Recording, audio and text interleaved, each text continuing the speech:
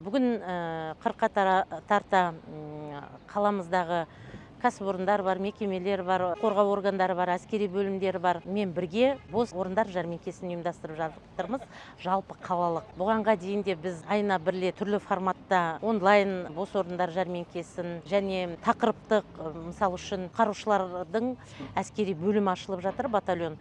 Біз 3 жәрмеңке арқылы ол кісілерге толықтай жұмысшыларды тауып бердік. Арнайы жұмыс орындары бар, өздеріңіз білесіздер.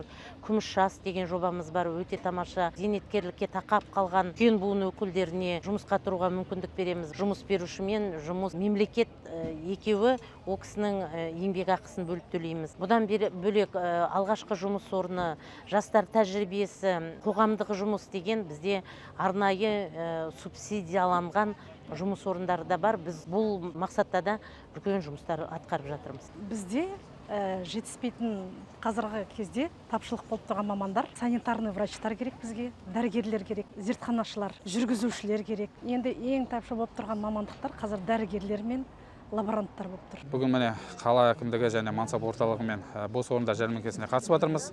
Президенттің үкімі бойынша ұлттық ұланның қатары біздікі ұлғайды, сондықтан да жаңа лауазымдар пайда болды. Сондықтан да біз осындай міне жәрмеңкеге келіп, өз қатарымызды толықтырып жатырмыз. Медицина жағынан, жауынгерлік қызмет, техникалық жағынан бізге лауазымдар ашылып жатыр. Соған адамдарды жинап жатырмыз. Мүмкіншіліктер көп.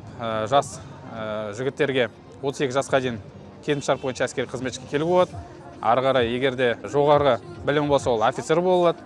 Немесе жас жігіттер әскери қызметке келіп, келісімшарт бойынша ары қарай жоғарғы әскери оқу орнына Петропавлда ұлттық ұлан академиясы бар, соған түсуге, немесе шетелге Ресей, Беларусь, Түркия деген мемлекеттерге барып оқу білім ала алады. Мүмкіншіліктер өте көп.